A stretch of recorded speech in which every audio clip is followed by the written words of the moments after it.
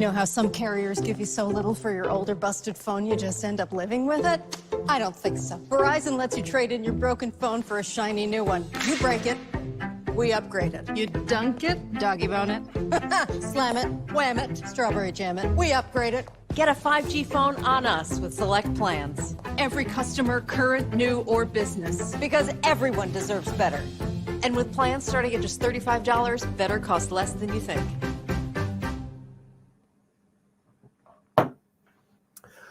Hey, folks, today is Monday, December 20th, 2021, coming up on Roland Martin Unfiltered right here on the Black Star Network. Omicron variant responsible for 73% of all new COVID cases. Senator Elizabeth Warren, Senator Cory Booker, Supreme Court Justice Brett Kavanaugh, yours truly, all tested positive for COVID over the weekend. And we'll talk with two of our experts about this new variant and why is it so contagious and why is it spreading so fast all across the country. Speaking of spreading fast across the country, the stupidity of West Virginia Senator Joe Manchin is on full display.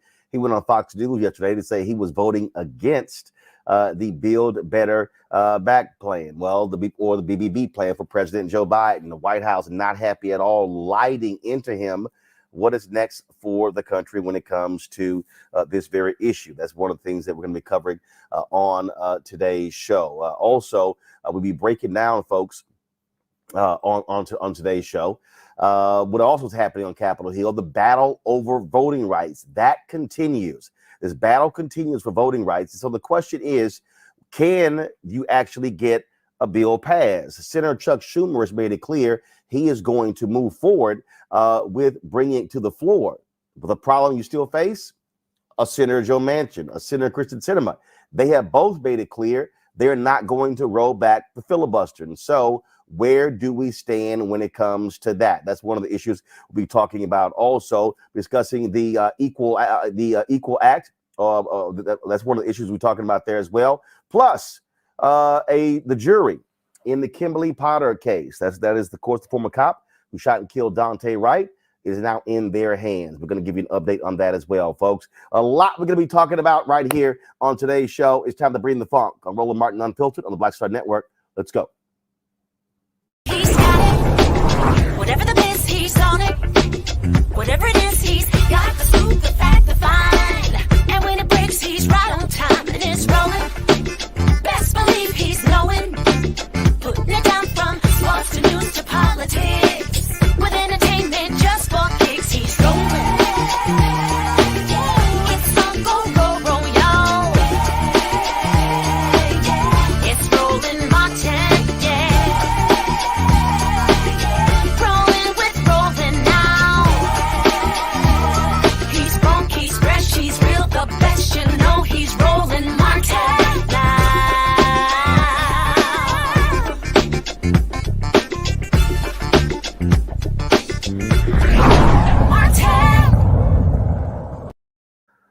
All right, folks, the World Health Organization says the Omicron variant is spreading faster than the Delta variant and is causing infections all across the world, even those who are vaccinated and have previously recovered from the virus. A lot of new mandates coming down. The mayor of Washington, D.C., Muriel Bowser, has reinstated the indoor mask mandate, declaring a state of emergency as a result of a record number of new infections. Also, there are booster mandates in D.C. As well. Folks, it begins tomorrow and it's going to go through January 31st, 2022. Now, here's where we stand in terms of the overall numbers. 52 million reported cases of coronavirus. Folks, since this pandemic started, 827,343 people have passed away as a result of COVID-19. Now, according to the CDC, 61.4% of the population in the U.S., they are fully vaccinated against COVID. Now, remember, fully vaccinated means 2 shots. Now they're talking about adding the whole idea of the booster to now actually meaning fully vaccinated. When you add that in, that number drops in a significant way. So what is it about Omicron that makes this thing so different? Joining us right now, Dr. Tyson Bell, a critical care and infectious disease specialist from the University of Virginia. Dr. Joseph L. Graves, Jr., Professor of Biological Sciences at North Carolina A&T. Glad to have both of you on today's show. So, Dr. Bell, I'll start with you. This is what Omicron is doing is shocking. Frankly, a lot of folks who say they did not expect to see it to be this contagious. I posted this on the social media. I tested positive on Saturday after testing negative on Thursday. And when my symptoms started on Wednesday, my doctors traced it back to essentially I probably was infected when I was on vacation in Hawaii. And so I want to ask you that because, again, a lot of people, we have all of these people who have thrown all kinds of different stuff out. And so let's sort of deal with that. How are you tracking when you think someone may have caught COVID? Is it 10 days back from they first having symptoms? Exactly how do you all make that determination? Well, good question, because you can't really tell what variant you may be infected with based on symptoms alone. And right. The testing, very important, right? So depending on if you have symptoms, that's your day zero, so to speak, or when they start, or if you don't have symptoms, it starts from when your test was positive. So that's when that quarantine period starts. But there's not really a symptom that would make one think that you have Omicron versus Delta. Frankly, they're both problems. So it would start from either symptoms or your test. But isn't this also part of the problem? Because, so perfect example, I had a scratchy throat on Wednesday. We did the show on Wednesday from Atlanta about 9:15. I said, man, give me something to drink. I said, my throat is scratchy. And then, went back to our Airbnb, woke up. I had some chills. I took a home kit test. It was negative.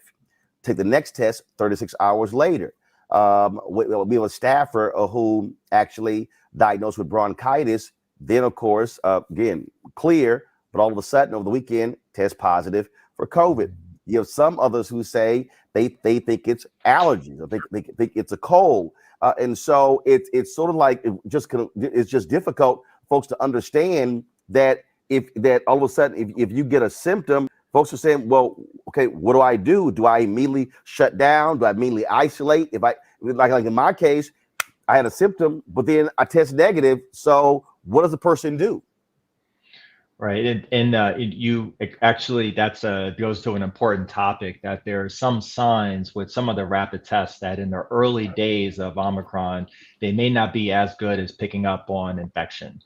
So the PCR, or the laboratory tests, that's the one that you might have to go to a clinic or a doctor's office for. That's the one that's the most sensitive. That's the gold standard. So if you have symptoms and that rapid test is negative, I wouldn't necessarily say that we're done with it. I would try to get that follow-up test. And so I'll give you a perfect example. So I'm in Atlanta. I was calling all around, could not find a location to get that PCR test. Where we are right now in this country, we're seeing massive lines all across the country. We're seeing home kits being sold out. Here we are about to go into 2022. And frankly, we as a country still have not been properly positioned to confront this pandemic. I mean, the fact that I'm seeing videos of people, 100, 200, 300 people in line, cars backed up, unable to find locations. I mean, we are still behind the 8 ball on this for some reason. I mean, there's a lot of blame to go around. I would add, in addition to the lack of rapid testing for everyone, we don't have the sequencing capability that other countries like in the UK have in order to even pick up on the Omicron variant. So there's a lot of things that we need to be doing better, and expanding rapid testing is definitely one of them. First of all, Dr. Grace, I want to bring you in. So when we had you on last year, one of the things that you made clear was that, look, you were going to have these variants. So what exactly is the Omicron variant? And when I see this story, to say the Wall Street Journal had a story right before I came on that 73% of all cases are now Omicron variant. First of all, how do you know that?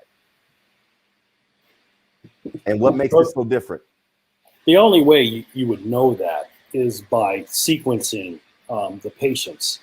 And as Dr. Bell pointed out, in the United States, our sequencing efforts are really not up to snuff. But what we do know at this point is that the Omicron variant is 5 times more transmissible than the Delta variant.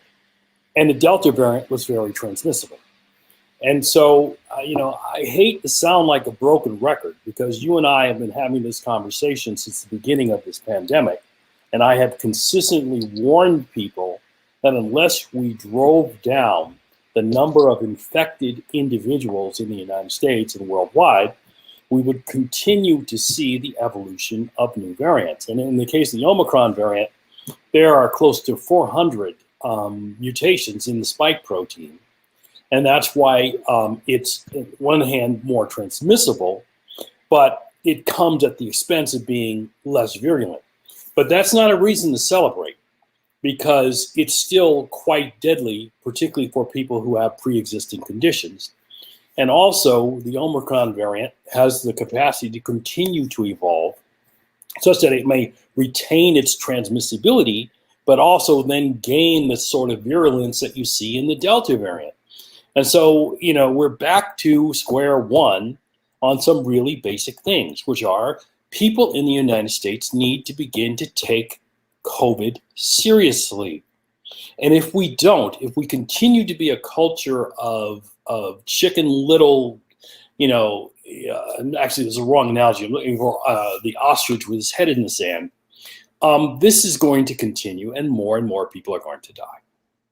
It's really that simple. And okay, so what you laid out there, and so if it is, and first, why is it 5 times more contagious? And with that the case, and look, I've gotten text messages from people, other individuals who are prominent, who have actually tested positive, who have not gone public like I have, and I've had folks who said they've been at other events, and then next thing you know, these things have turned into super spreader events. And so for people out there, okay, what should we be doing though? What exactly should we be doing? Well, it's easy to explain what we should be doing. And that's, again, people in public health have been making these arguments for a long time now. And that is, we need to continue with mask mandates. We shouldn't be gathering large groups of people, particularly with the Omicron variant now beginning to take over COVID transmission. We should not be gathering large groups of people in closed spaces. It's just a wrong idea.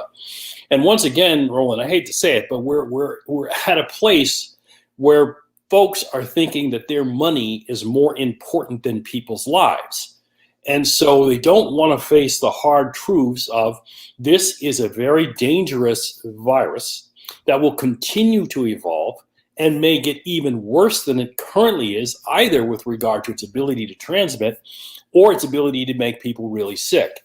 So unless we are willing to say that we as a nation are going to take the political and moral courage it takes to put an end to this pandemic, we're going to keep going on this merry-go-round of things getting slightly better, and then everybody wants to open up, and then all of a sudden a new variant comes along, and then we're back in crisis mode. I mean, here in North Carolina, hospitals are already beginning to fill up with Omicron cases, and New York yesterday had over 21,000 cases. So it's this lack of a consistent policy, and it's a lack of this willingness to basically do what's right with regard to the health and well-being of people in the United States and around the world, which keeps us coming back to these conversations. And again, I feel like I'm a broken record, but this is a record that's going to keep playing as long as people are unwilling to do what we need to do to stop this pandemic. So Dr. Tyson Bell, when we talk about, okay, how do we deal with it? Okay, so I just took my temperature, it's 97.9. Last week, it spiked to a fever of about 103. While in Atlanta, I took the monoclonal antibody infusion. Okay, so if we're talking about healing from this, and I can tell you for folks, they can actually hear my voice. In many ways, this feels like when I have allergies. Okay, stuffy nose, some congestion, don't have fatigue, don't have any of those things, and so here I am in my luckily I got a studio in my basement. So I'm here, wife's upstairs. So I'm locked off. So what is this then period? So let's say, okay, people all of a sudden becoming positive. How long then should they simply be self-isolating? What's that process? And how does one know you're getting better? What then happens? Right. So the recommended isolation period is 10 days if you're positive. So that would either be 10 days from when your symptoms started, or if you did not have symptoms, 10 days from your positive test. You don't have to be completely better, but you should have your fevers. They should be gone by that point. You should generally feel your energy starting to come back. Again, you might not be at 100%, but if you're on that road to recovery, if you're on the mend and your fevers are gone without taking things like Tylenol or Advil or Motrin, then that's a sure sign that you're kind of kicking it. The usual infectious periods in the first week usually. So that first 3 to 5 days is when it starts, but then it goes down and the virus levels do for most people, assuming you don't have any immunocompromising conditions or on medications like that. So I would say 10 days for most people. And of course, watching out to make sure no shortness of breath, things along those lines. There's no turn in terms of symptoms. Exactly. And then while we're at it, let's just make one thing clear that the vaccine, I know you've received the vaccine, it's still working. I mean, the vaccines are never perfect. We never said that they were. They mostly are very good at keeping out of the hospital. I mean, it's not like you have antibodies that can run ahead and drop kick the virus before it interacts with you. Like you can still get sick. But the point is, it activates your immune system much earlier than it would otherwise, and it decreases your chances of having a serious illness, so that you can actually, be positive, have COVID, and you can do a show. And the thing, I think the point that Dr. Graves you made is so on point, that the real issue that we have in this country, it has been the schizophrenic. You've had all of these people who put pressure. Okay, gotta open up. And then they say, what's the big deal? We got to move on. It's destroying the economy. It's all of that. But then, to your point, spike, so everybody's like, okay, my goodness, we got to shut back down. And I just think I personally think that we're still operating behind the curve, because we had the idiots in the Trump administration who screwed this up from the beginning. You did not have massive testing across the country. The initial CDC test was a joke. Okay, it was problems with that. And so all of this talk, remember, people have the massive testing centers in parking lots, stuff along those lines. That didn't happen. Now you have people who have been saying that at the White House or the federal government should be sending home kits to every American household. I don't understand why that's a controversial thing if you're trying to deal with an international pandemic. Because and then what did they say? Oh, the cost. I'm sitting there going, really? We just literally just passed an $8 trillion defense bill. And you're telling me you're talking about the cost of sending at home kits. And so not only that, those antibodies, it was difficult. It was difficult to find when I was in Atlanta. I mean, we were calling all over. I was talking to Dr. Ebony Hilton, others here in Virginia, saying, well, what if I get it when I come back to Virginia? She was like, ain't not sure it's going to happen here as well. So here we still, as a nation, as our total infrastructure, are ill prepared for what is going on. And it's as if it's just like a patchwork every single day.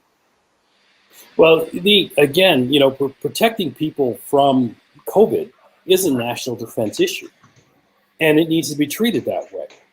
And I keep trying to bring home the fact that as viruses go, COVID is not as bad as what's out there. I mean, it's bad, but we have other viruses that can be next up in terms of their ability to become pandemic, and their symptoms and their mortality is going to be much, much worse than COVID. So if we don't put in place the biomedical research and medical public health infrastructure to deal with these emerging pandemics, the next time around, things could be really worse. And I also want to drive home that right now, the vaccines are holding up against the Omicron variant.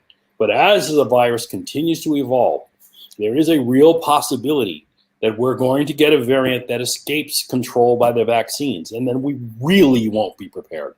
So we're at a moment, again, where we have the opportunity to try to get things under control, but it takes a concerted national effort. And folks that have been out publicly against vaccines need to basically change their tune.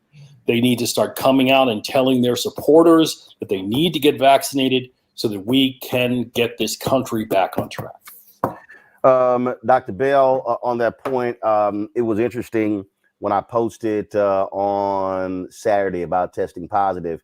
I had folks come on my Instagram page, others saying, well, I hope you're not sitting here mentioning that crap about vaccines. And I'm like, you damn right I am. I said, I don't give a damn what any of y'all critics think.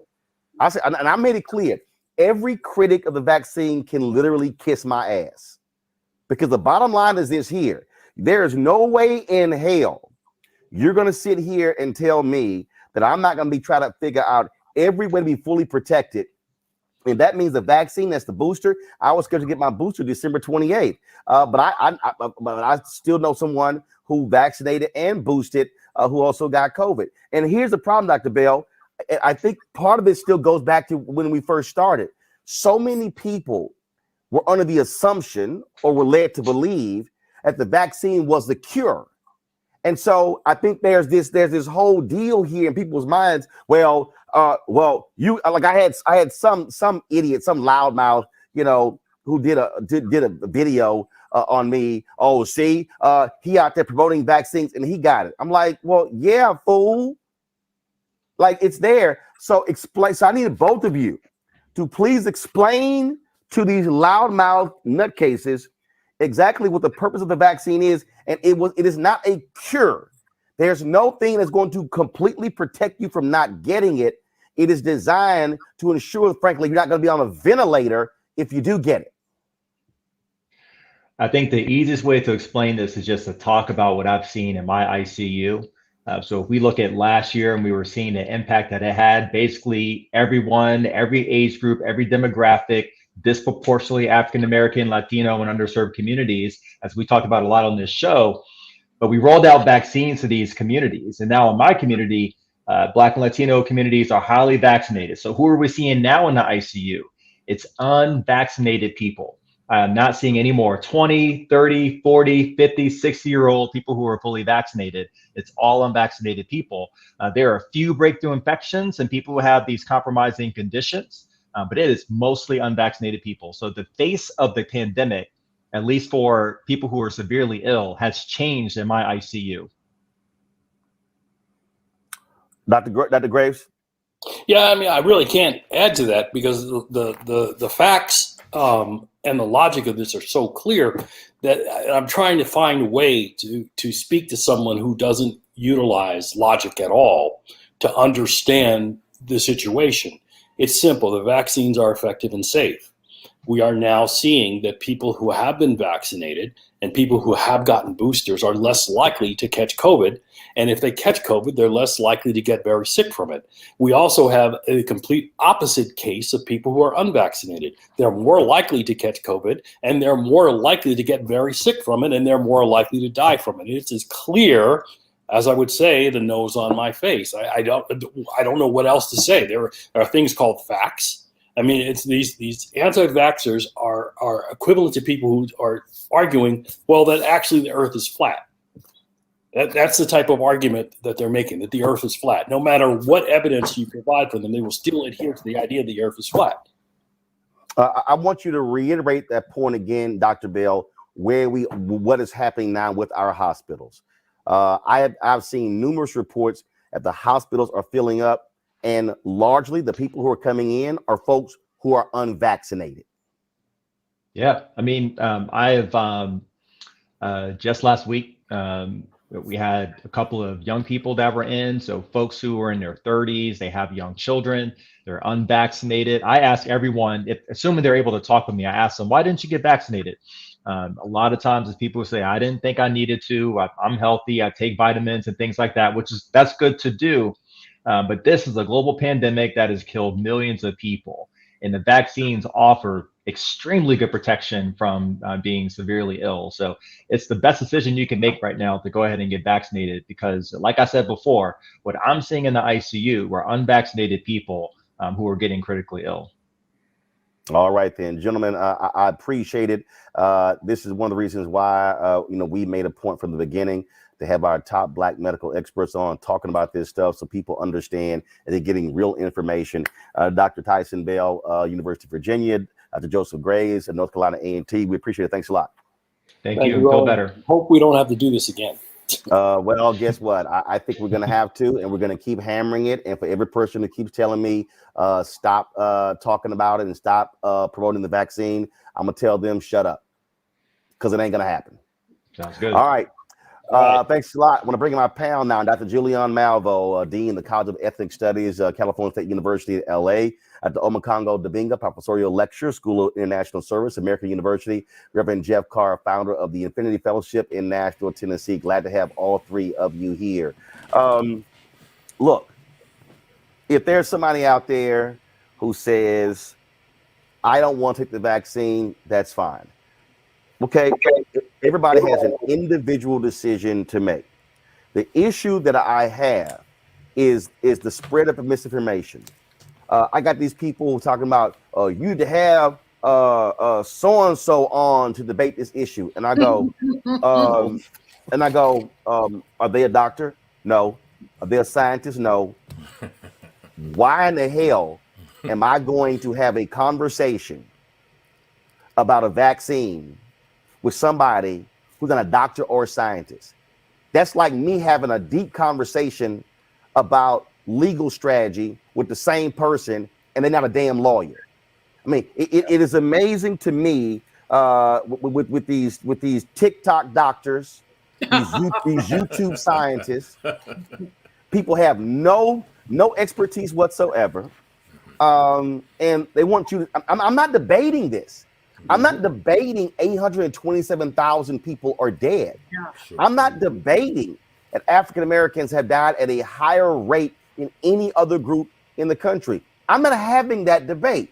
Now, again, if you choose not to do that, that's fine. But I'm gonna tell you right now, I am absolutely going to encourage our folks to get the vaccine because, like I keep saying, Julian, ain't no flip side to death. Hello. There's no look. I'm being real clear. I don't like the fact that COVID is in my body right now. I don't like it.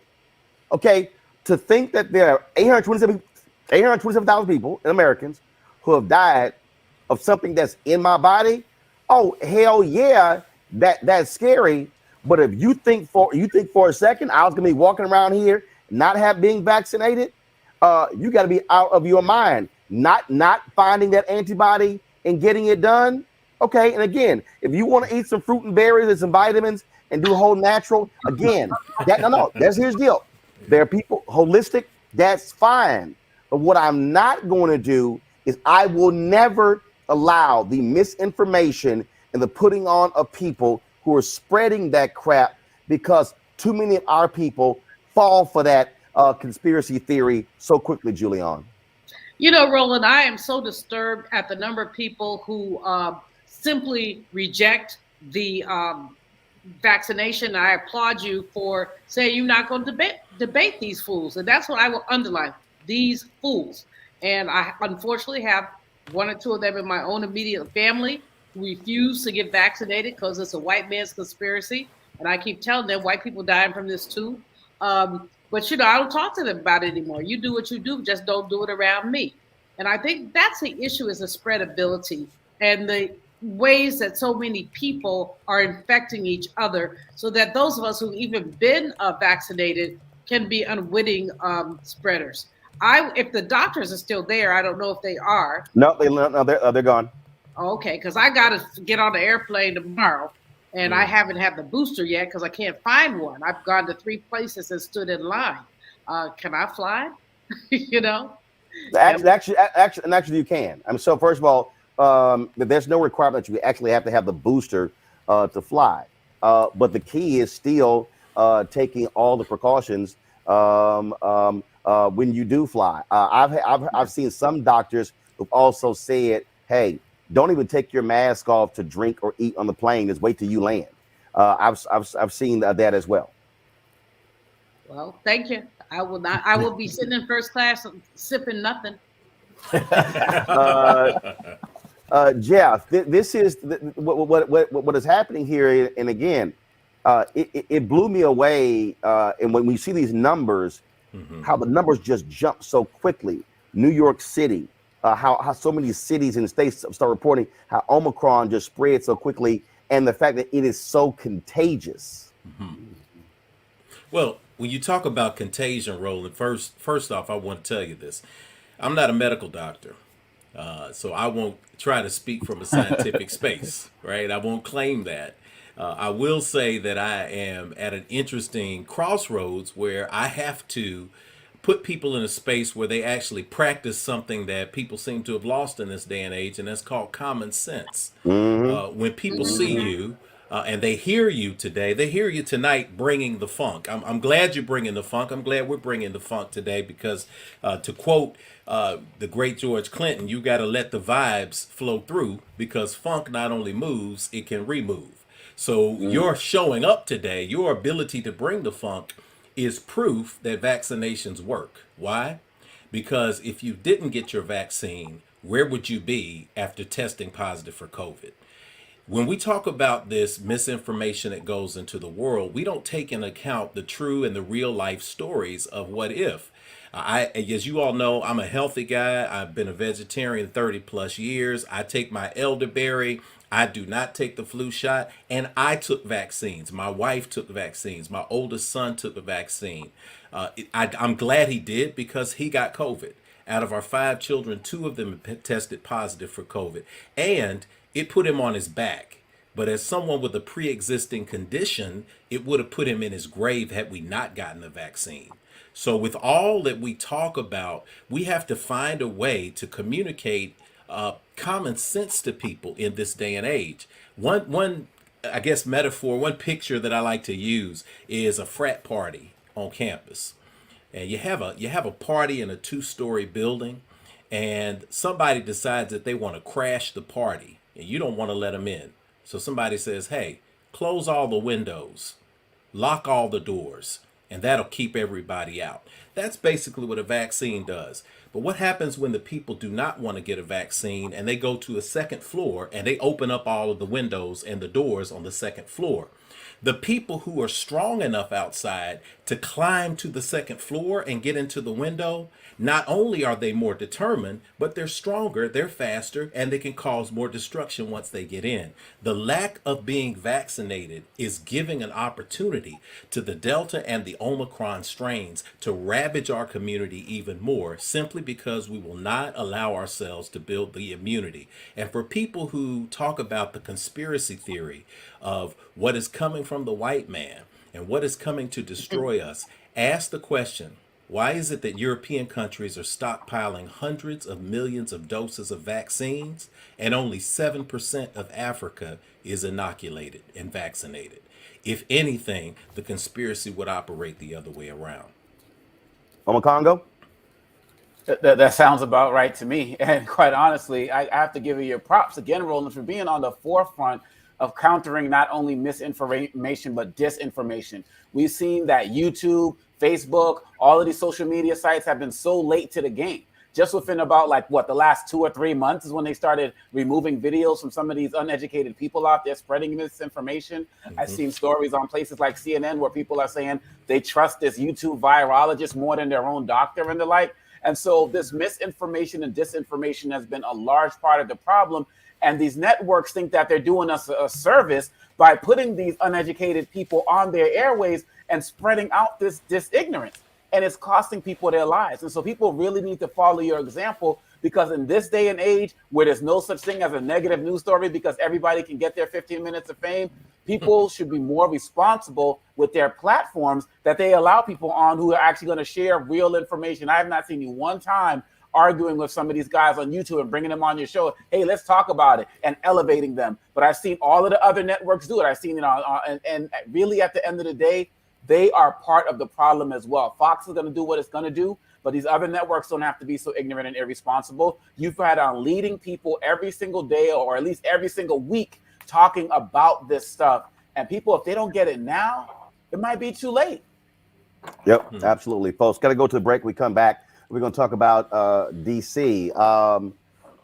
Why is it that you have so many police officers who really should be kicked off the force who are allowed to stay on after committing some heinous crimes? We'll discuss that next right here on Roland Martin Unfiltered on the Black Star Network.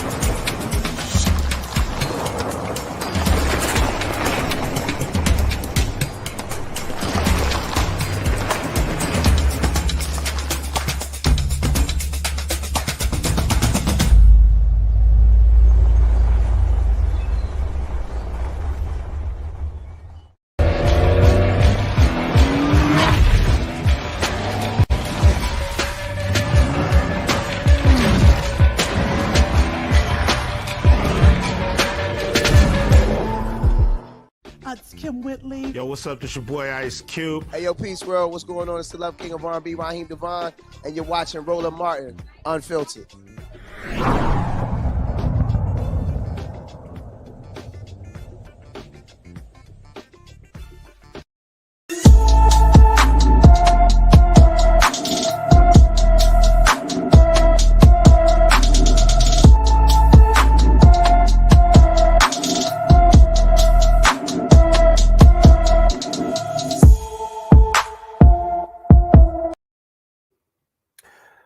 All right, folks. 11-year-old Nasia McFall was last seen on August 29th, 2021 in Baltimore, Maryland. She's around 5 feet 5 inches tall, weighs about 145 pounds. She has natural hair and both of her ears are pierced. Anyone with information regarding her whereabouts are urged to contact the Baltimore Missing Persons Unit at 443-984-7385, 443-984-7385. All right, folks. 2 more Black women have filed lawsuits against the Metropolitan Police Department in Washington, D.C., alleging racist, sexism, and preferential treatment towards white police officers. This is the 3rd lawsuit against the MPD in the past 4 months. Joining us right now, former and current officers Lisa Burton and Felicia Carson, along with their attorney Pamela Keith. Glad to have all 3 of you here. What is the basis of your suit, Lisa and Felicia? Lisa. Hi, how you doing?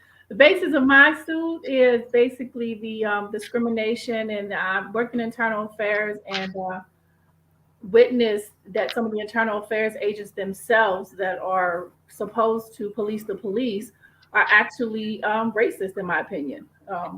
They do and say things that they shouldn't do, and it brings into question their ability to actually investigate the officers and the members in the community.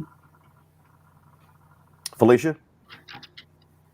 Hello. So the basis of my complaint is discrimination for using family leave to care for my daughter who was diagnosed with leukemia, and then also retaliation when I complained about the now commander, Sean Conboy, who is my official, complained about this low performance rating, which he most likely knew would have cost me my position as a senior police officer. When I complained about that, then now Assistant Chief Manapaz didn't like it. So he terminated me. And also, I was working on a case where Manapaz covered up the officer's misconduct. So I was just terminated. This is, as we said, Pam, this is the 3rd lawsuit. Do you expect more, or are there plans for this to be a class action lawsuit? Where is this headed? So there are, thank you, Roland, for having us. There are more plaintiffs in the wings. It's, the reason that this one is a little bit unique is because it does give us a peek into internal affairs. My client, Felicia, mentioned Assistant Chief Wilfredo Malapaz. He is the Director of Internal Affairs. And so what a lot of people out there don't know is that the power, the decision-making power of internal affairs is concentrated essentially in one guy. He has the authority to decide who goes to a disciplinary review board. He decides whether they're going to negotiate down discipline that's recommended or not. And so what happens is that, right now the MPD is trying to say, well, it's the trial board that put these bad officers back to work. And that is a misleading oversimplification. The trial board decision and the control of the trial board and who gets a trial board is really a decision made functionally by one guy with the ratification of the chief of police. And that's why it's so problematic if that one guy is racially biased. In this case, he is. So in terms of again with these suits, have you heard from any of the city council members or any others weighing in on their thoughts if this is institutional problem, how Black women are being treated in this department? Well, yes and no. I mean, we have made contact with a few city council members. We are struggling right now to try to get the chair of the Judiciary Committee to hold a hearing on this as a standalone issue. Racism, sexism, and systematic culture of retaliation in the MPD. It's not just part and parcel of the annual performance review of the MPD. It is so important and such a problem that we have 16 Black women who have filed suits at this point, just from my firm alone. And my question is, Roland, if 16 Black women with the kind of stellar reputations that my clients have is not enough, then just how many is? 20, 35? Our phones are still ringing off the hook with people seeking representation. So I think the city council is punting. Their attitude right now is, the attorney general can deal with this. Well, the attorney general may be able to deal with the legal component, but you're still getting a neon sign telling you got a management problem and culture problem at MPD. That is not an attorney general problem. That is a city council and mayor's office problem, because they're the ones elected by the people of the city to oversee and run MPD. And they're acting like these management problems are not a big deal, because when Black women speak up about being mistreated, it's just not a big deal. Felicia and Lisa, have you had issues? First of all, have both of you heard from other women who are considering stepping up and also filing suit? Yes, I've heard from several women. I still work there, and the problem is the fear. Everyone is paralyzed by fear. People have their own reasons for not stepping up. They're afraid of the retaliation, obviously, because the command staff will bully you, and they will investigate you. They'll bully you. They'll harass you. They'll do anything to keep you silent. And then the other part of it is people, they have families, and they just feel like that we've been marginalized to the degree that our voice does not matter. And so, yes, to answer your question in short, yes, there's several people that want to come forward, but everybody's afraid. Felicia? Same as Lisa, not more so women, but I do know that there are men, Black men, that, again, watch myself be retaliated against and terminated, watch Lisa be discriminated against and retaliated against. We both moved out of IED, but they're afraid. When I say the retaliation is real and it's blatant, I mean, I understand, but I don't. Like, I get that people don't want to go through anything, but if you never stand up, then what? I had a person, a Black female, who watched me, watched my discrimination, watched my retaliation, watched me moved out of IED, who said to me how angry she was because, in her words, this can happen to me. And guess what? It did happen to her. And she feared that she would be put out of IED. So it's like Lisa said, it's fear. Fear. Roland, if I may, I just want the audience to understand who they're talking to. Felicia Carson has been with the MPD for 29 years. She was in IAD for 19 years. right? Lisa Burton had extensive background in Homeland Security before she came to MPD. She's an investigator with extensive experience, and she got moved out on the whims of individuals who just didn't want to be bothered with people who would speak up and stand up and counter racist and discriminatory behavior. Now, the problem is if they can get rid of top quality performers like Felicia and Lisa, then everybody feels like they're in jeopardy. Everybody feels like they're walking on eggshells. And that is the culture of MPD. It is a toxic workplace, especially for Black women. And people are fearful all the time. All right. Folks, I appreciate all three of you coming on. Thank you so very much. And we'll be following this case, see what happens next. Thank you. Thank you for having us. All right, folks, got to go to break. We come back.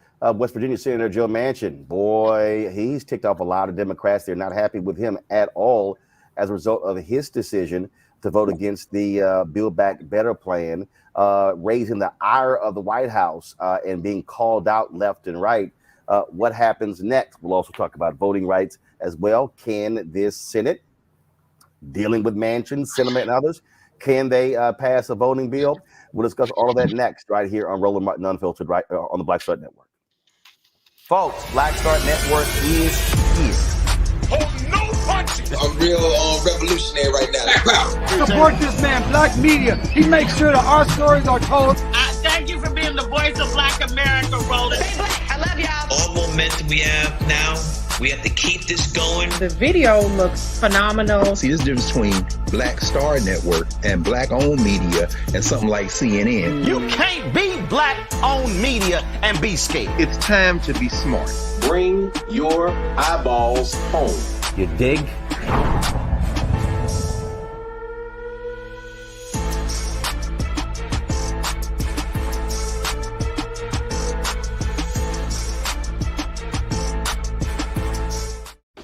My name is Charlie Wilson. Hi, I'm Sally Richardson Whitfield. And I'm Daunte Whitfield. Hey everybody, this is your man Fred Hammond, and you're watching Roland Martin, my man, Unfiltered.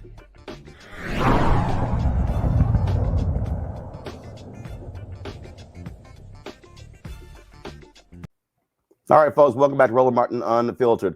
A former employee of State Farm is suing the company. Allegedly, she was fired for speaking out against racism. Dr. Carla Campbell Jackson worked for the insurance company for 28 years. She alleged she experienced discriminatory speech and racist images in a letter with hateful language that targeted minority groups. Now, she was fired 2 weeks after reporting the incidents. State Farm denies her claims and says she was fired due to a breach of personnel information. An EEOC investigation found about 100,000 pieces of evidence documenting a culture of discrimination and racism. Two other former employees are also suing State Farm. They're being represented by civil rights attorney Ben Crump. All right, folks, let's talk about the Build Back Better plan.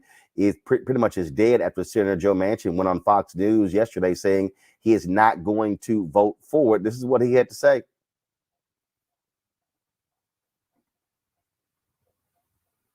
Now, Democratic Senator Joe Manchin of West Virginia. Senator, welcome back to Fox News Sunday. Good to be with you, Brett. Senator, you're at the center of this negotiation with the president over his social spending and tax bill, the Build Back Better bill that is not coming up in the Senate before the new year, in part largely because of your reservations. Without you, the leadership doesn't have the votes it needs. So today, right now, what's the state of play? Well, Brett, you know, this is a mammoth piece of legislation, and I had my reservations from the beginning when I heard about it 5.5 months ago, and I've been working diligently every day and every minute of every day. I've been working on this, meeting with, whether it be the President Biden, whether it be Majority Leader Schumer and his staff, whether it would be with Nancy Pelosi, all of my colleagues, I mean, from all different spectrums of the political spectrum, if you will, from the right to the left. I've done everything humanly possible. And you know my concerns I had, and I still have these concerns. And where I'm at right now, the inflation that I was concerned about, it's not transitory, it's real. It's harming every West Virginian. It's making it almost difficult for them to continue to go to their jobs. The cost of gasoline, the cost of groceries, the cost of utility bills, all of these things are hitting in every aspect of their life. And you start looking at then you have the debt that we're carrying at $29 trillion. You have also the geopolitical unrest that we have. You have the COVID variant, and that is wreaking havoc again. People are concerned. I've been with my family. I know everyone's concerned. So when you have these things coming at you the way they are right now, I've always said this, Brett, if I can't go home and explain it to the people of West Virginia, I can't vote for it. And I cannot vote to continue with this piece of legislation. I just can't. I've tried everything humanly possible. I can't get there. All righty. Well, guess what? That didn't sit too well with Democrats. The White House came out full blast saying that he actually reneged on his own word, saying that earlier in the week, he presented President Joe Biden personally with a $1.8 trillion framework of the bill. It was a huge rebuke from the White House. It was a letter that came from Press Secretary Jen Psaki that broke it all down. Now, Vice President Kamala Harris, of course, on Friday spoke about why the bill was important. This was prior to Manchin's decision on Sunday. So who's the real president of this country? Is it Joe Manchin or Joe Biden, Madam Vice President? Come on, Charlamagne. Come on. It's Joe Biden. I can't tell sometimes. No. It's Joe Biden. It's Joe Biden. And don't start talking like a Republican about asking whether or not he's president. It's Joe Biden. Do you think Joe Manchin is a problem? It's Joe Biden. And I'm vice president, and my name is Kamala Harris. And the reality is, because we are in office, we do the things like the child tax credit, which is going to reduce Black child poverty by 50%, on track to do that. We do things that are about saying that our Department of Justice is going to do these investigations and require that we end chokeholds and have body cameras. It is the work of saying we're going to get lead out of pipes and paint because our babies are suffering because of that. It is the work of saying people who ride public transit deserve the same kind of dignity that anybody else does. So let's improve that system. It is the work of saying that we have got to bring down prescription drug costs because folks who have diabetes should not be dying because they don't have enough money in their pocket. It's about saying Black maternal mortality is a real issue that must be treated by everybody, including the White House, as a serious issue. Okay? So I hear the frustration, but let's not deny the impact that we've had and agree also that there is a whole lot more work to be done. And it is not easy to do. But we will not give up, and I will not give up. I just want you to know that Madam Vice President, that Kamala Harris, that's the one I like. That's the one that was putting the pressure on people in Senate hearings. That's the one I'd like to see more often out here in these streets.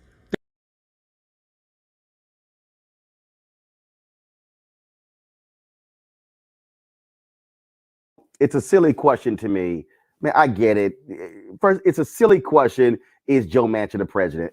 Joe Manchin, not the damn president. Okay? But civics are civics. All right? It's 50-50. 50 Democrats, 50 Republicans. That means that any one Democrat, it could be Manchin, it could be Cory Booker, it could be Sinema, anybody, they could say, nope. And guess what? Nothing is happening. So this is the problem that we're facing when you have an equally divided Senate. The real problem here is Manchin is really full of shit, Omakongo. He's a liar. That's what he is. He's a liar. Because you can't give a framework and then go, oh, I've tried everything I can. They have basically allowed him to write the bill. So you can't vote for the bill they basically allowed you to write? Really? You ain't lying, man. Look, shout out to Representatives Ayanna Pressley, Rashida Tlaib, and Ilhan Omar, and AOC, who all said from the beginning, Cori Bush, Manchin cannot be trusted. He has shown his full colors full out. And Roland, to do this on Fox News, an outlet where he knows he's not going to get challenged, he throw out all of the stuff about the filibuster and how it needs to be, we need to maintain it and all of that, but I had nothing to say about the fact that they had a carve out for it for the budget just last week, the week before last. and it's been carved out over 160 times. He's a liar. He's not out here. He's not an honest broker. I'm sitting here looking at some stats. West Virginia, number 47 in healthcare, number 45 in education, number 48 in economy, number 50 in infrastructure. And yet the average salary income of people there is $26,000 a year. I know some speakers who make more than that. He has bamboozled the people of West Virginia. And I hope, but look at this, Roland. He has over a 60% approval rating by the people of West Virginia.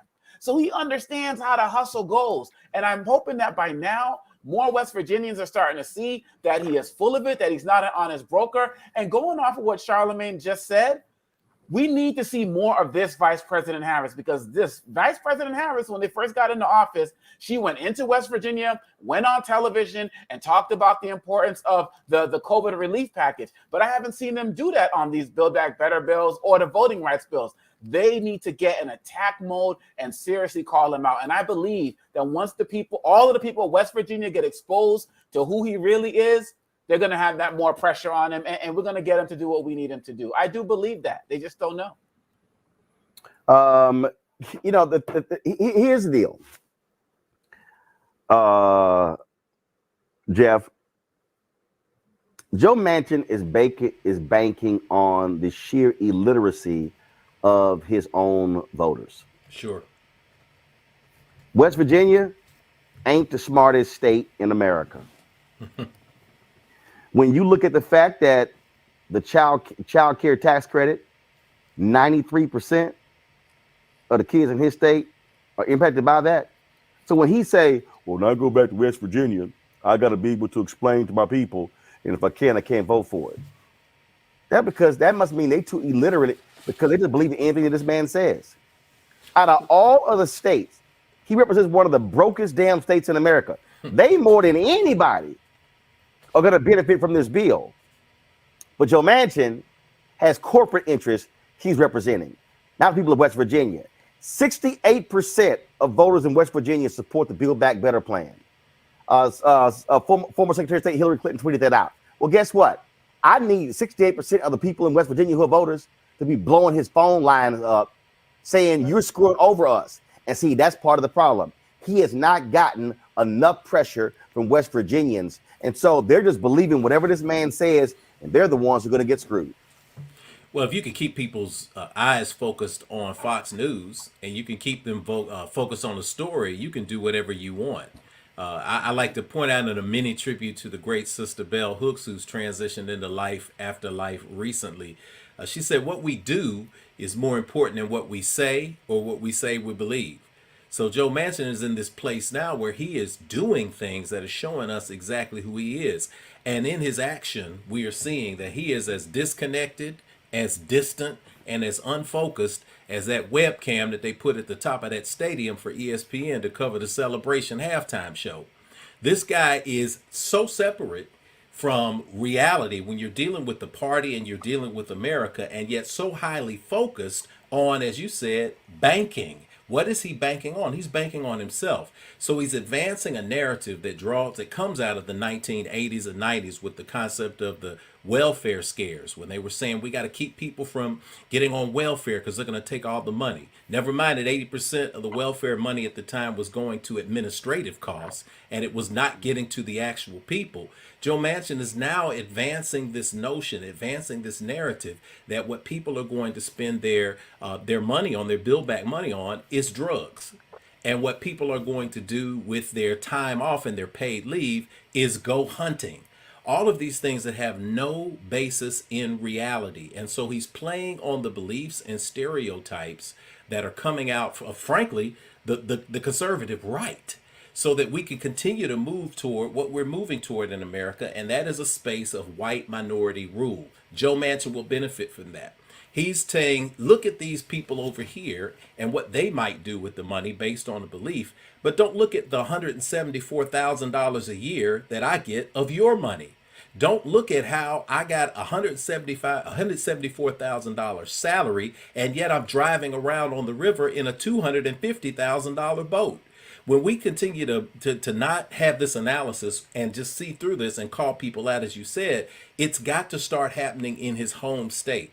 We have a national voice of people who are pointing out the inaccuracies, who are pointing out what is wrong, the discrepancies. But it's got to start coming from West Virginia, because people have to see that they are the ones who are going to continue to suffer and end up in the bottom of every category, as Dr. Omakongo pointed out.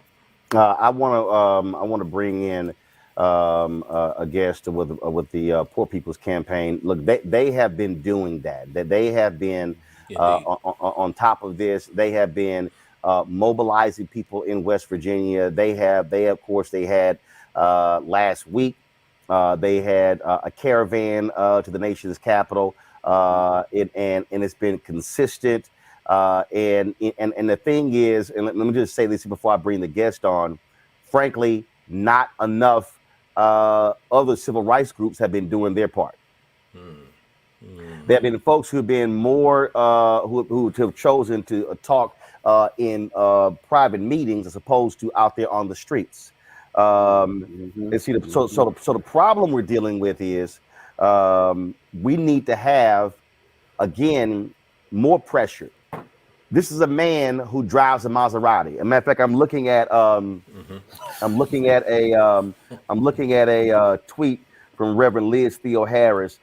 She just tweeted, so Manchin drives a Maserati to his yacht, all the while worrying that the Build Back Better plan might be too generous to poor children, and falsely claiming that parents are using the child tax credit to buy drugs. He's actually said that, y'all, privately. Christian Olson is the West Virginia Poor People's Campaign director. Christian, glad to have you on the show. Thank you so much for having me. What this man is doing is frankly an abomination, and he doesn't give a damn. And when he goes on television with this, well, if I can't explain to the people in West Virginia, then, I can't vote for it. To your knowledge, has Senator Joe Manchin held a town hall meeting in West Virginia to discuss this? Has Senator Joe Manchin... Is that a joke? No. No. He hasn't listened to anything. We've had actions in front of his office. We've had actions in front of his office in Charleston. We've had actions in front of his office in D.C. We've had actions in front of his office in Martinsburg.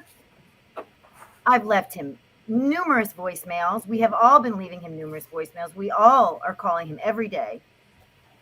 And then he gets on the news, and it's like you can tell he's lying the way he says, if I can't explain this to my people, what does he want to explain to us is what I don't understand. He talks in that interview, that clip that you just showed.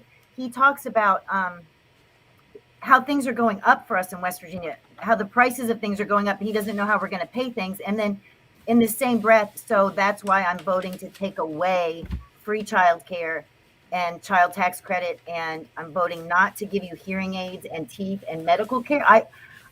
I'm beyond frustrated with my senator, and he's saying he's not hearing from us.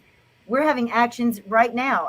I just got home from an action right before your show started. We're having actions right in front of his office every day. Y'all pull together 10. Then y'all pull together 10,000 a letter signed by 10,000 people or something along those lines, and he refused to accept it or something like that. Yes, sir. Something like that. I'm not exact. That was through the Poor People's Campaign, and I'm not sure how many people signed it, but we've had several. I know it's 10,000. I know it's 10,000 because Reverend Barber referenced it at last week's news conference. Yeah, and he's saying that he's not hearing from us. So and then it's like, because he's a liar, he's saying that we're liars because he's lying and doing whatever he wants to do for his own good, just to benefit himself and his pocket. Then he's going to assume that all of us in West Virginia are liars and that we're taking money and doing dishonest things. That's him just telling on himself. That's what liars do, is they blame other people for what they're doing. I'm sick of it. And Christian, I think what he's doing is again, he knows that these national these safe spaces he keeps going to, they're not going to ask him the tough questions. Well, and what else? I'm sorry. No, go ahead. Let me bring up something interesting about West Virginia, something that I don't think is getting a lot of attention that's going on here. So Joe Manchin's wife is something in charge of a lot of nonprofits and their funding. So, just like last month and the month prior, when we're talking about this John Lewis voting rights bill and what needs to happen, there were a lot of nonprofits here in West Virginia that were having thank you, Joe Manchin rallies. So you're saying that West Virginia is uneducated about what's going on? I disagree. West Virginia is being manipulated and threatened and not being brave. There's something crooked's going on in the background with that sort of thing. So let me go ahead and read this for you, because this story was pulled up, and this is dated. This was in April. So Gail Manchin, the wife of Joe Manchin, she serves as the federal co-chair of the Appalachian Regional Commission. And of course, the Appalachian Regional Commission is a federal state partnership to boost economic development across 13 states, stretching from Georgia to New York. So essentially, what you're saying is that, yeah, there are a lot of people, the funding of their organizations will be contingent upon whether she supports it or not. Yes, sir. Wow. And that's what we're dealing with here. And what I think it was just like, the man was against, you talking about the increase in dental care. I saw one story where 25% of folks in the state don't have natural teeth. It was some story like that, and you just sit here and you go, okay, which West Virginia this man supposedly representing? And I'm like, who does he actually talk to? Does he actually show up to anything in the state, or does he just go to his yacht and drive his Maserati? You know that we had to have a flotilla to get to his yacht so that he could even hear us at all. Out on boats, there was several days of actions where people were out on their boats trying to talk to him and yell at him on his yacht. And he drives mentioned it. He drives a Maserati. He's so disconnected, and apparently doesn't even read the newspaper because it was on the front page of our local paper. I don't have it right next to me, but how badly we need this. Here's the thing, right? That and again, I would, to be honest, I was very surprised at how aggressive that White House statement was. I was very surprised. But you know what? To me, this is one of those deals where President Joe Biden should go do a town hall on a cable network in West Virginia. Mm-hmm. Mm-hmm. And you know what? And he doesn't need Joe Manchin's permission. Good point. I remember I guess I was in 2016, I think, when Senator Bernie Sanders had one. I think Chris Hayes was the host on MSNBC. President Joe Biden should do that. President Joe Biden should say, you know what? Fine, Joe Manchin. In fact, really throw the gauntlet down. Biden should say to Manchin, you show up at my town hall in West Virginia where we will discuss the Build Back Better plan publicly. See, to me, if you're gonna throw the gauntlet down, Christian, that's what you do. And if Manchin can't explain it to us because either we're too stupid or he doesn't understand it himself, then Biden and Kamala Harris should come down and help West Virginians understand. I agree. Well, it'll be great if that happens. Look, I love what y'all are doing there. I absolutely support Reverend Dr. William Barber, Reverend Liz Theo Harris. Y'all been putting the pressure on, and the key is y'all been showing affected people, putting their voices out there, not just people who are pastors, not just people who are organizational leaders. And so I say keep it up, because this man is supposedly representing y'all. He should be responsive to all constituents, not just those who give campaign donations. And I want to thank you really quickly because I am involved in the Poor People's Campaign because I found you on YouTube and I saw Bishop Barber and I signed up last February and I joined right away. And so you're the reason that I'm in activism. And I just want to thank you, Roland Martin. Christian, I appreciate it. Y'all keep it up. Let us know how it goes, and we'll keep spreading the word too. Thank you. Thank you. God bless. I want to bring in bring Julian back in. This thing right here, Jeff, again, pressure bust pipe, and they got to stay on them. They got to stay on them. They got to stay on this man. Yeah, Roland, what you said about Julian. No. Jeff, then Julian, go. Okay, and I'll make mine really, really quick. And this is the community organizer in me.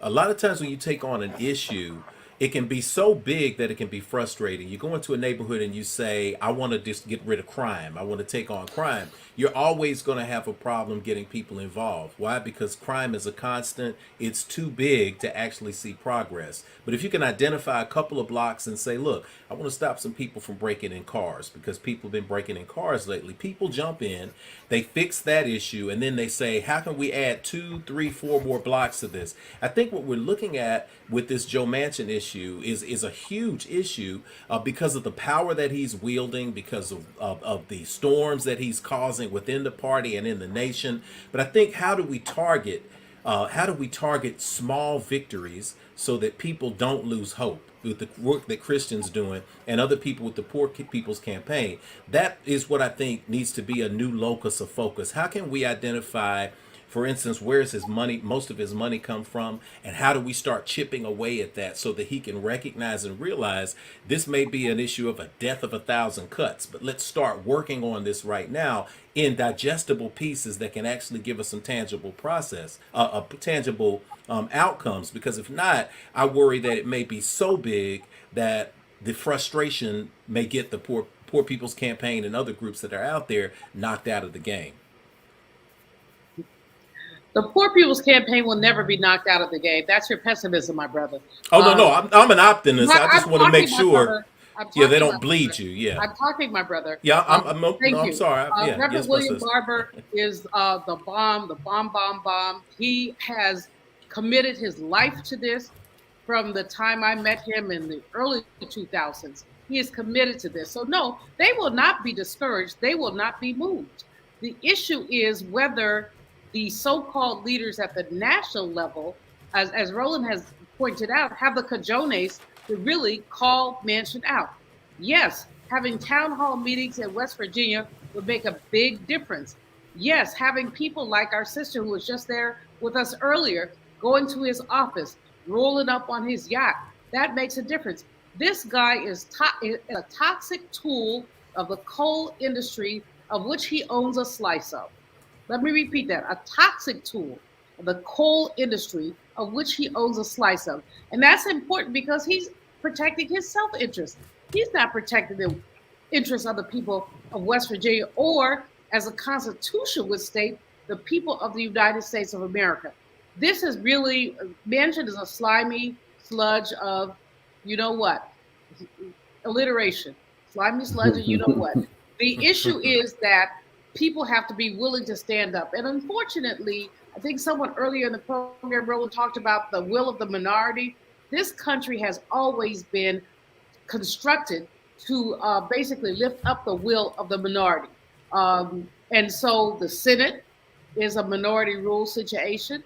The Congress, in many ways with gerrymandering, is also, and we can go down the list. But this man needs to be stopped. He's not the president of the United States, nor can he play to be. But what he is a toxic piece of garbage who is against the American people and, more importantly, the people of his own state. Mama Congo, I was glad to see the Biden White House issue that statement and basically saying you lying, saying you came in here with a plan and you were supposedly working with us. And I love how they detailed it. And then they detail how Biden invited him to his home in Delaware and what he told him directly. That is the kind of look, they've been dancing with him, not really wanting, to tick him off. But to me, this was an affront. And now Manchin wants to come out and say, oh, I was offended by a staffer. Man, that's a punk ass comment. I mean, this is real here, okay? Yep. If I am engaging in a conversation with the president of the United States, do you actually think I'm sweating some little staffer? Only if your ego is big. In fact, allow me to go back to when President George W. Bush was there. Senator Ted Kennedy, what was it? The No Child Left Behind law? Was that what was the education law? Was one of the Oh yeah, yeah, let no those child left child behind. Let every child get left behind. Senator Ted Kennedy pretty much wrote that law directly with the president. So Oh, but Manchin's lying. I don't believe a word that he says. Manchin was going 3.5 trillion. Yep. He kept bringing it down. He was never going to support this. He was going to find Congo. He was going to find a way to say no, regardless, no matter what. And that's why when they had the two bills together and they gave up on one, they said, we're never going to get this bill back better because he can't be trusted. And look, one of the things that Sister Olsen said, which we have to be mindful of, is when she mentioned the thing about Gail Manchin and the situation with her role over these nonprofits, we have to realize that the Manchin family has its hands in everything in West Virginia, from coal to nonprofits. His daughter with the EpiPens and the medical stuff, and his brother or his son has some other organization throughout the energy field where they're paying him millions of dollars, and they have their hands in every single thing. And that is why he's never been an honest broker. He is about delay. I'm glad President Biden called him out. Now, I know people are going to be like, well, we got to be more careful because he might turn Republican and then we'll lose everything. What do you got to lose at this point? He is the man who wants to block everything. I mean, and this guy has sat on committees in the Senate that oversee the industry that his family profits off of. So at every juncture, this man and his family have been hustling the people of West Virginia. And we have to do more to augment their voices so that they can understand. So yes, I thought the letter was deep. I thought we need to see more of it. And like you said, go into West Virginia, do that town hall. I'm gonna drive up there for that joint because really at the end of the day, it has to be taken to his face right now. I agree. Hey, folks, gonna go to break. We come back. We're gonna talk about an effort to help those who have been unfairly sentenced with the crack cocaine and powder cocaine disparities. We'll talk about that next. But y'all heard that coming from Chris Olsen. I had no idea she was even gonna say that. I didn't even realize that was the case. Y'all want to understand the importance of this show. What she just said is important. Here's a white woman in West Virginia who came across Reverend Barber on this show, on watching our YouTube channel, and joined up that particular day. And so, sure, on this show, we target African Americans. We've got folks who of different ethnicities and backgrounds who watch our show. That's why it's important for you to support what we do. So please, we want you to download our Black Star Network app. Our goal is to have 50,000 downloads by the end of this month. Of course, we're on all available platforms: Apple phone, Android TV, Apple TV, Roku, Amazon Fire Stick, Xbox, Samsung Smart TV. And also, please join our Bring the Funk fan club, where your dollars make it possible for us to do what we do. Cash App is $RM Unfiltered. PayPal is R Martin Unfiltered. Venmo is RM Unfiltered. Zelle is Roland@RolandSMartin.com. Roland@RolandMartinUnfiltered.com. We appreciate all support. Folks, what we're doing is building something that's great. And again, I mean, I was like, wow, I couldn't believe she said that. But again, you never know who's watching. And that's why I want y'all to understand. You never know who is watching. And that's why we are about empowering people, educating people, giving them the kind of information. And so, Chris, thank you so very much for saying that. And thank you for calling the Poor People's Campaign and joining them that day. And so we certainly appreciate that. Got to go to a break. We'll be back. Roland Martin Unfiltered on the Black Star Network.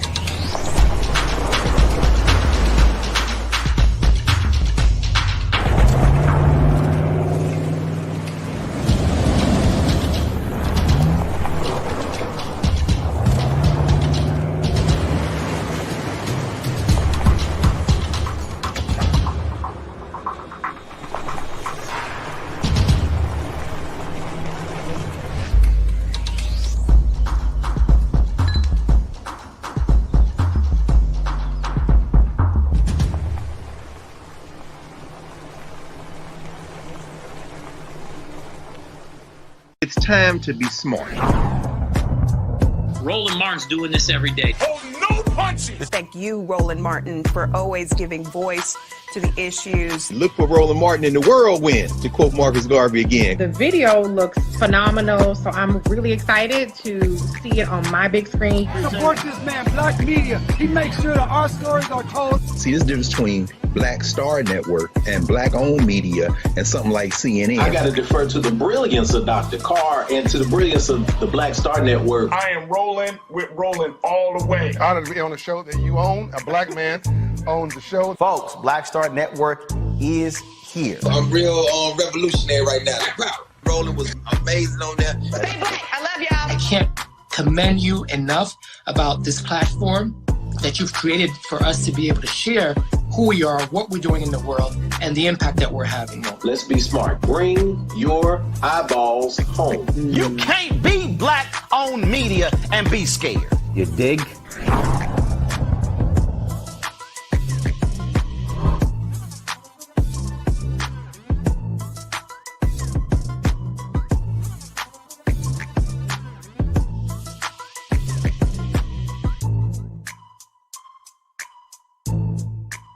Hey everybody, it's your girl Lunel. So what's up? This is your boy Earthquake. Hi, I'm Chaley Rose, and you're watching Roland Martin Unfiltered.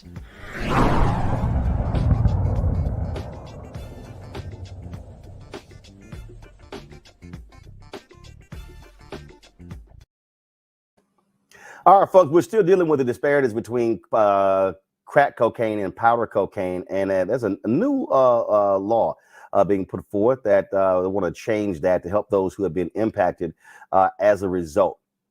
It is called the Equal Act, or Eliminating a Quantifiably Unjust Application of Law. It attempts to eliminate the federal sentencing disparity between drug offenses involving crack cocaine and powder cocaine by equalizing the sentencing time the same quantity of drugs. Now, the Equal Act will allow those already serving time to be resentenced and apply to future impending cases once passed. The House has already passed the bill, is awaiting the Senate. Joining us now is Dejarion Eccles. He was on the receiving end of the hard sentencing. He joins us now along with the president of Families Against Mandatory Minimums, Kevin Ring. Kevin, glad to have you back on the show. And so Kevin, this is passed the House. What's the hold up in the Senate? I don't know. I don't know what to tell you. I wish it was easy. You can't get anything in the Senate, as you were talking about with Build Back Better, but this should be a no-brainer. This already has Republican support. There's 6 Republicans supporting it. We think if it goes to the floor, you'll have 70. But, you know, it just doesn't seem to be enough of a priority for the Democratic leadership to bring it up, to find time on the floor for it. And so, you know, we're grateful to you to bring attention to this, because after getting 361 votes in the House, including 70% of the Republicans and all of the Democrats, this should be a no-brainer. And our view is, you know, in the wake of George Floyd, the wake of Ahmaud Arbery, there was talk about racial justice and criminal justice. The police reform bill died. This is a common sense measure that would take out of the criminal code the most racially discriminatory piece that's left. So we got to get this done. And you're right. This is one of those things that it's not that hard. And frankly, it's not like you're going to have Republicans who are going to be standing in the way. And it ain't like the Senate being that damn busy. No, you're right. And like I said, I mean, you have Senator Rob Portman, Susan Collins has joined, Lindsey Graham. So this isn't some progressive wish list. This is common sense policy. In the House, you had the Minority Leader Kevin McCarthy and Jim Jordan, Louis Gohmert. These aren't, you know, progressives. These are folks who just realize there's right and wrong, and that, you know, if you want to get rid of having 2 systems of justice, one black, one white, you have to address things like this in the criminal code. We can't get rid of all discrimination because some of it's in human hearts of police officers and others and judges and prosecutors. But when it's in black and white in the criminal code, we have to act, and this should be a no-brainer. Well, Dejarion, if you could just weigh in and just share with folks, you know, your story and why this law needs to be passed. You're on. I think you're on mute. I'm sorry. Can you hear me? Now we can hear you. Go ahead. Okay. Thank you for having me first and foremost. But I think Kevin articulated it perfectly. We have to. This law has to be changed, and it has to be done now. You know, I remember a quote from Common in one of his rap songs. He said, "It doesn't take an entire day to recognize sunshine." And likewise, it doesn't take 30 plus years to recognize injustice. It doesn't take 30 plus years to recognize when a criminal code law is egregious in its nature. The time has been passed now, and I'm passionate about it because I had the misfortune of being sentenced under these harsh mandatory minimums when they were 100 to 1 with regards to the ratio, now being 18 to 1. And especially when you hear about conversations being had about the about the nature in which it became 18 to 1. I heard that it was passed over a casual conversation. We couldn't agree to 1 to 1. I give you 18 to 1. How about we do that over a basketball game? So it's unfortunate that we're at this state where people can be so indifferent to the suffering of others, but the time is now, and we can't wait any longer. And that's why you have individuals, organizations like Kevin, Families Against Mandatory Minimums, individuals like myself who are so passionate in trying to get this done. So Kevin, so the Senate, they've gone home for the rest of the year. So for the people who are watching, people who are listening, what do you want them to do between now and when the Senate returns in 2022? Well, I'm here for that reason, and I'm grateful to you for bringing attention to this, just like you have on other issues. They have to get involved because I know there's tons of competing priorities, voting rights, Build Back Better, other things that people want. But this is something that will not get done unless people demand it. And so especially communities that have been hit hardest by it need to demand it. And so we're asking people, you can go through us or all the other groups that are working on that. You can reach out to FAM by texting FAM to 21333. But the truth is, we also need some leadership from the president. President Biden has endorsed this legislation, but they haven't been active on the Hill and pushing for this. And we're not seeing any other criminal justice reform pass. We're not seeing him grant any pardons or commutations.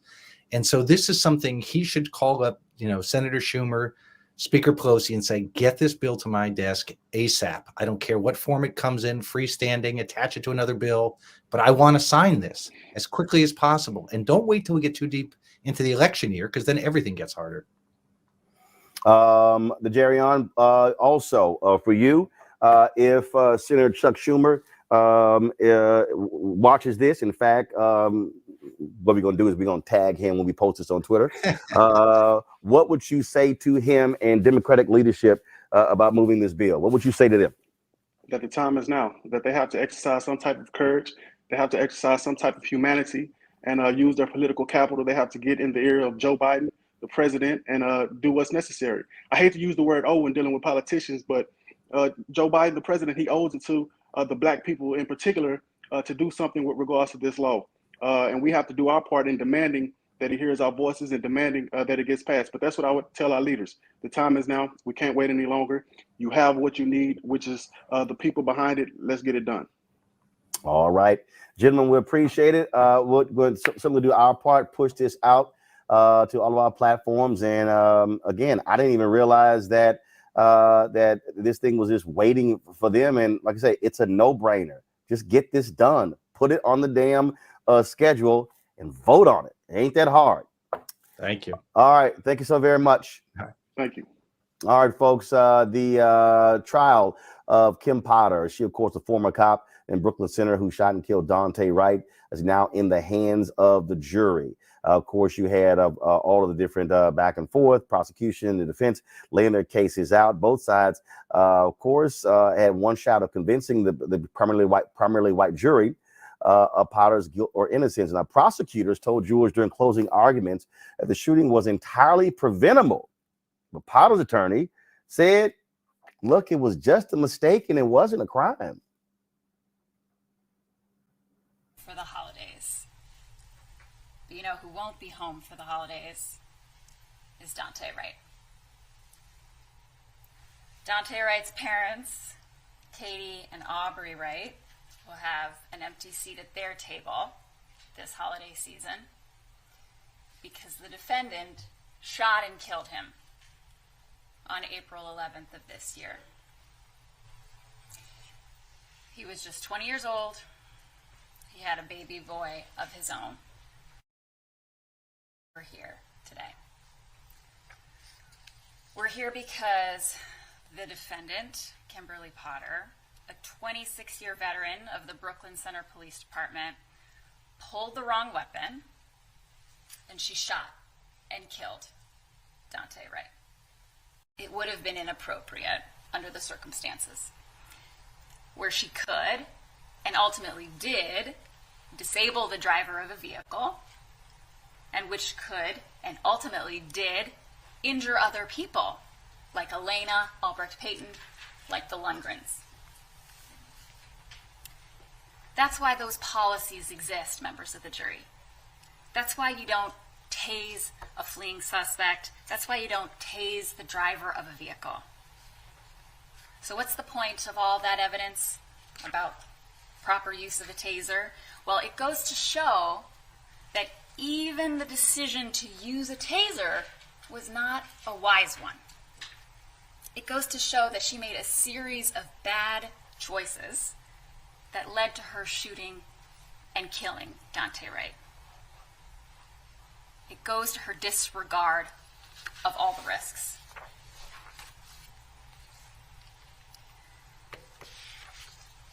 Members of the jury, this was no little oopsie.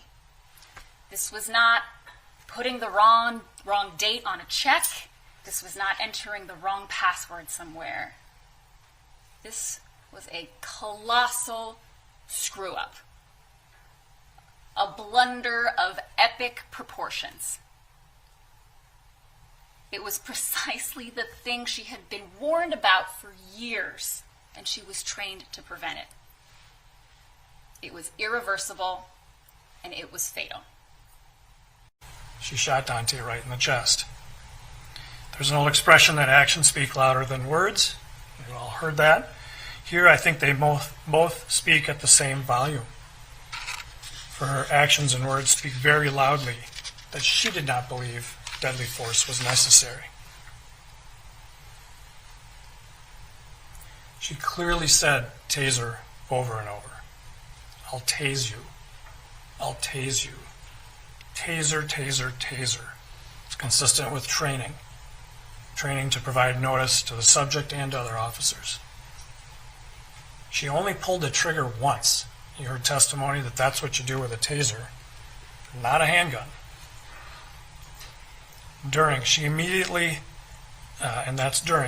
After she immediately expressed surprise that she had shot him, she immediately said she had pulled the wrong gun. She punctuated that admission with profanity. Pulled the wrong fucking gun, she emphasized. She immediately expressed shock that she had done something so very wrong. Consider the real volume, if you will, of her reaction. She is distraught. She is beside herself. She questions how she could have done this. She collapses to the ground and admits how wrong her conduct was. I'm going to prison and I killed a boy. Is that the reaction of somebody who thought deadly force was really necessary? Also important is what she did not say. She never said, I had to shoot him, or somebody could have gotten hurt, like her fellow officers, her police family. She didn't even take Sergeant Johnson's offer to say that, when Sergeant Johnson said he was trying to drive away with me in the car, which isn't even true. But he offered that to her and she didn't even bite on it. She was so caught up in the recognition of the wrongfulness of her own conduct.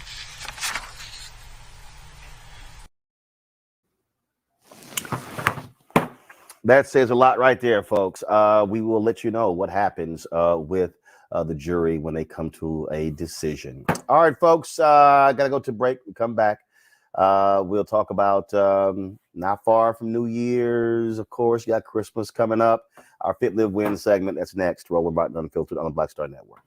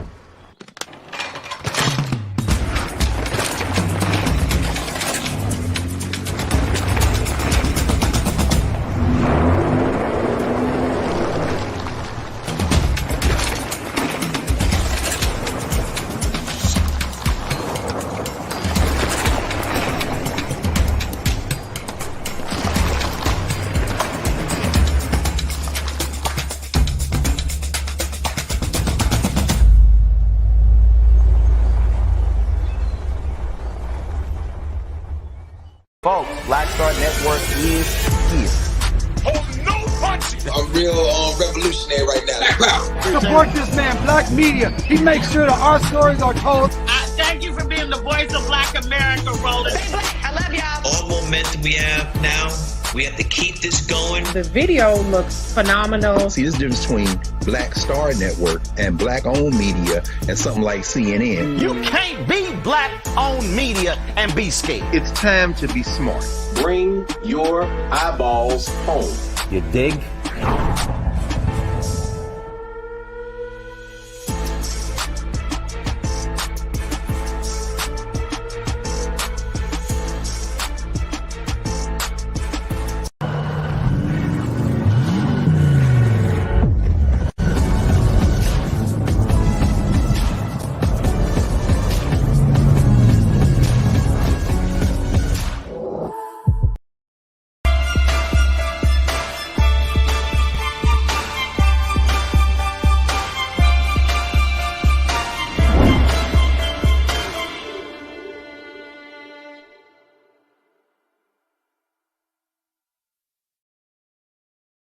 Push this thing up. So my guest, he is with Effect Fitness in Atlanta, co-chief operating officer, master fitness coach Reggie Ball.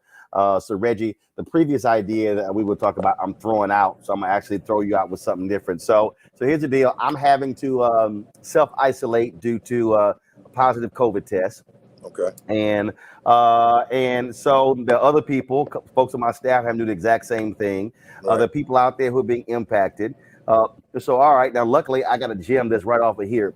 But let's just say, here you are, you're having to self-isolate, you're not walking around, okay? Really, what should a person be doing to ensure that they have mobility and they're not just pretty much sitting on the couch or laying in the bed for 7 to 10 days?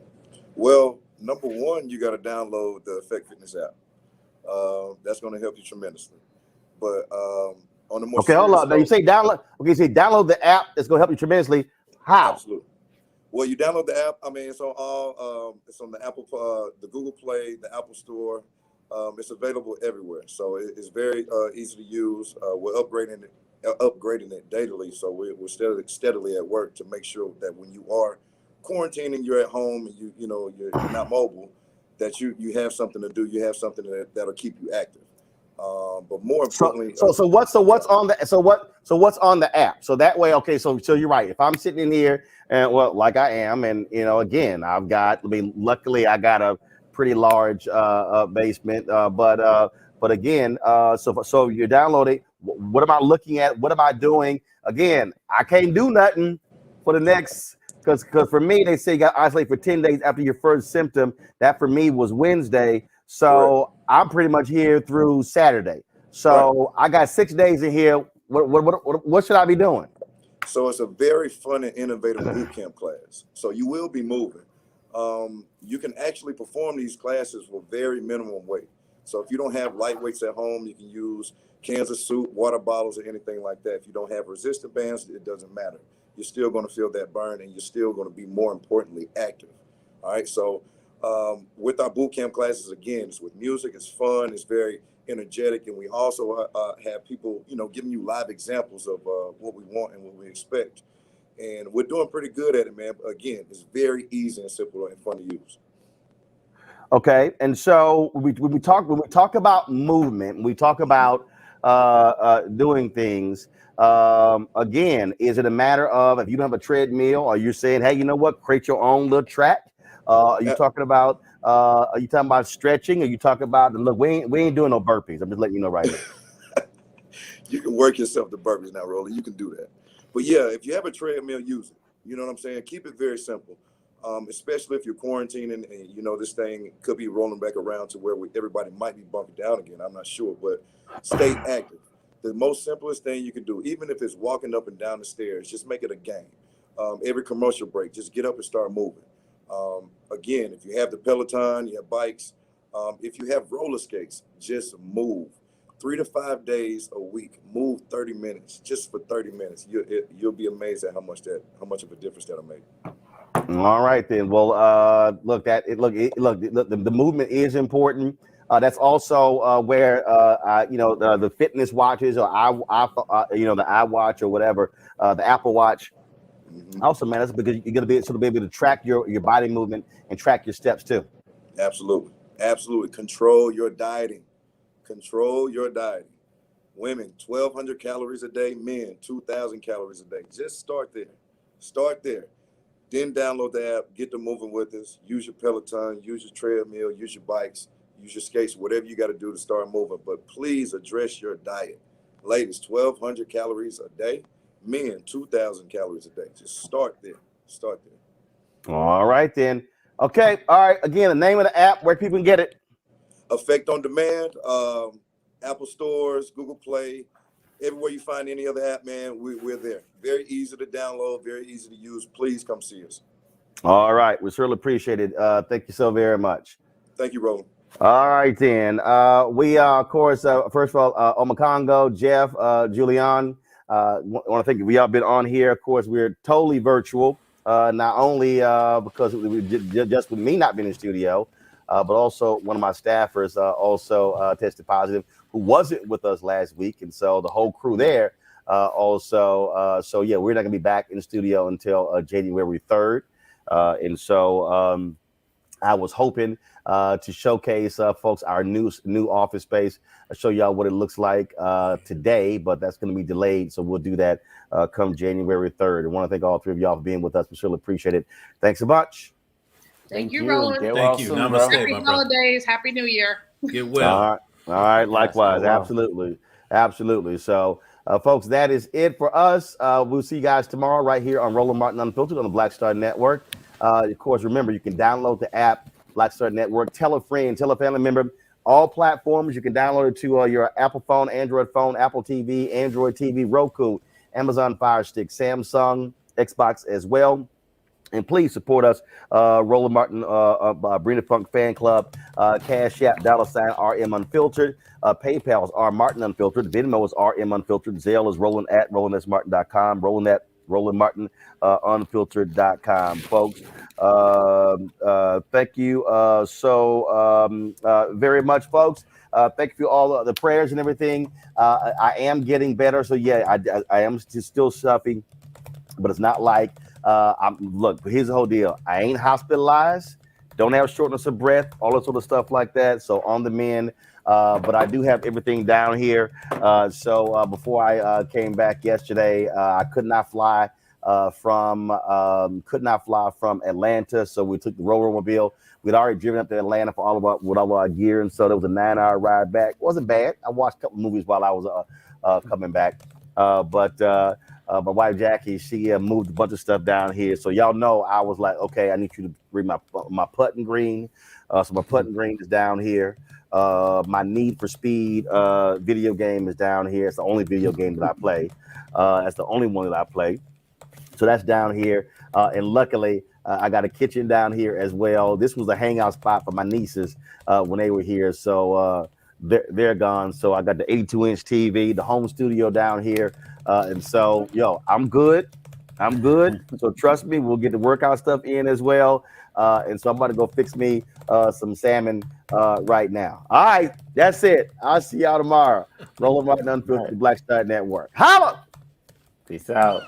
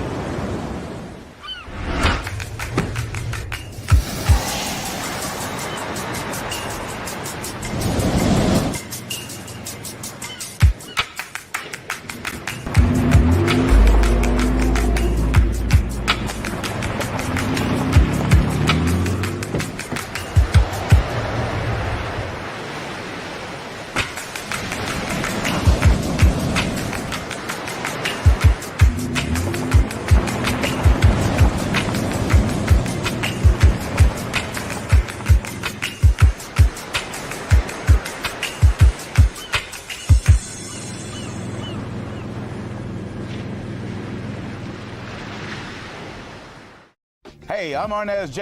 Black TV does matter, dang it.